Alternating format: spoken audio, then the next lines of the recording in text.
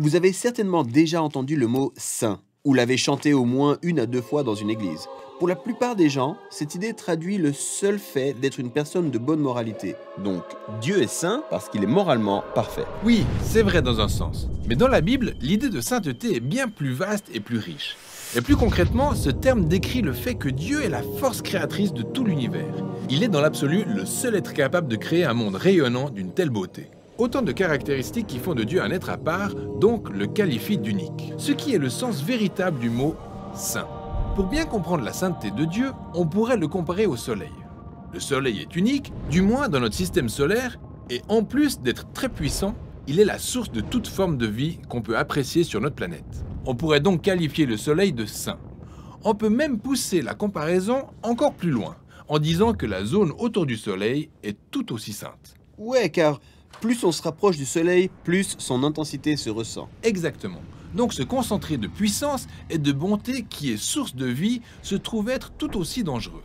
En clair, à vouloir se rapprocher du soleil d'un peu trop près, on finit consumé. Et ce même paradoxe s'applique à la sainteté de Dieu. Car pour celui qui est impur, la présence de Dieu devient dangereuse. Pas parce que sa sainteté est mauvaise, mais bien au contraire, c'est parce que son extrême pureté consume toute impureté. C'est dans l'histoire de Moïse et le buisson ardent qu'on perçoit pour la première fois ce paradoxe sur la sainteté de Dieu. Dieu dit à Moïse d'ôter ses sandales parce qu'il se tient sur une terre sainte. Et Moïse se couvre le visage terrifié. Dieu dit « Ne t'approche pas d'ici ». C'est plutôt intense. En fait, l'intensité de la sainteté de Dieu est mieux développée dans le récit lié au temple d'Israël, qui était le lieu par excellence où résidait la sainte présence de Dieu. Au milieu du temple se trouvait cette salle appelée le lieu très saint, qui était le siège de la présence de Dieu. Ainsi, pour tout Israélite vivant tout près du temple, ou tout sacrificateur officiant dans le temple, le fait d'être à proximité de la sainte présence de Dieu pouvait être dangereux. C'est problématique. Comment faire pour éviter ça? Eh bien, la solution donnée par la Bible est qu'il faut se présenter dans un état de pureté.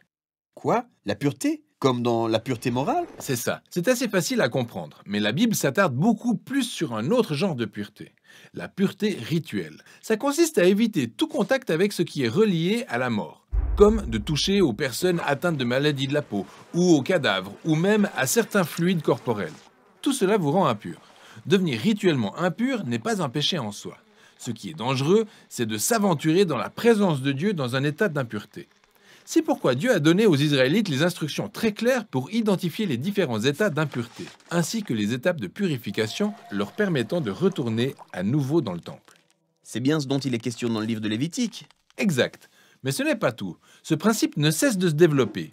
Beaucoup plus tard, dans les Écritures, on découvre cette histoire super intéressante dans le livre du prophète Ésaïe. Il a cette vision étrange où il se trouve dans le temple, et directement dans la présence de Dieu, ce qui le terrifie complètement. Oui, il connaît les règles. Il n'avait même pas le droit de se trouver là. Alors il craint pour sa vie. Ensuite, il y a cette créature très étrange appelée Séraphin. Pour être étrange, elle est vraiment étrange comme créature. Absolument. Elle vole dans sa direction avec un charbon ardent, puis touche les lèvres d'Ésaïe avec cette braise et dit un truc vraiment bizarre. Ta faute est enlevée, et ton péché est expié. Donc, cette braise a en quelque sorte purifié Ésaïe? Oui, c'est étonnant. Parce qu'en principe, quand une personne touche quelque chose d'impur, son impureté lui est transférée. Mais ici, avec cette braise, objet très saint et pur, le principe est inversé. Il touche Ésaïe et lui transfère sa pureté. La sainteté de Dieu ne détruit pas Ésaïe, mais le transforme. Et les implications de cette inversion sont tout simplement énormes. Mais on a un autre exemple, cette fois avec Ézéchiel, un autre prophète. Il a cette vision dans laquelle il se tient debout dans le temple et voit de l'eau ruisseler sur le sol. Puis cette eau se transforme en un courant, qui devient ensuite un grand fleuve qui se répand dans le désert en faisant germer sur son passage toute une haie d'arbres verts avant de se déverser dans la mer morte, pour redonner vie et vigueur à tout ce qui s'y trouve. Ainsi, au lieu de devoir se purifier avant d'aller au temple, ici, c'est la sainteté de Dieu qui jaillit du temple pour purifier et redonner vie aux choses. Mais que signifie tout ceci? On n'en a aucune idée jusqu'à ce qu'on découvre cet homme, Jésus. Il déclare être celui qui accomplit toutes les visions annoncées depuis l'Antiquité. Sauf qu'il le fait d'une manière surprenante. Dans ses déplacements, Jésus touchait les personnes impures comme des lépreux, une femme au saignement chronique et même les morts. Et lorsqu'il les touchait, au lieu de voir leur impureté transférée à Jésus, c'est plutôt la pureté de Jésus qui leur était transférée, guérissant ainsi leur maladie. En fait, Jésus est comme cette sainte braise de la vision d'Ésaïe. Exactement. Et Jésus déclarait être l'incarnation de la sainteté de Dieu et que ses disciples et lui étaient désormais le temple de Dieu. Ainsi, à travers eux, la sainte présence de Dieu se répandait dans le monde, apportant la vie, la guérison et l'espoir. C'est pourquoi Jésus a dit de ses disciples qu'ils avaient des fleuves d'eau vive jaillissant de leur sein. C'est à ce stade de l'histoire que nous nous trouvons à présent. Mais où est-ce que tout ça nous mène? Eh bien, les dernières pages de la Bible s'achèvent sur une dernière vision liée à la sainteté de Dieu, et cette fois elle est rapportée par un dénommé Jean. Dans sa vision, on voit le monde entier complètement renouvelé et toute la terre qui sert désormais de temple à Dieu.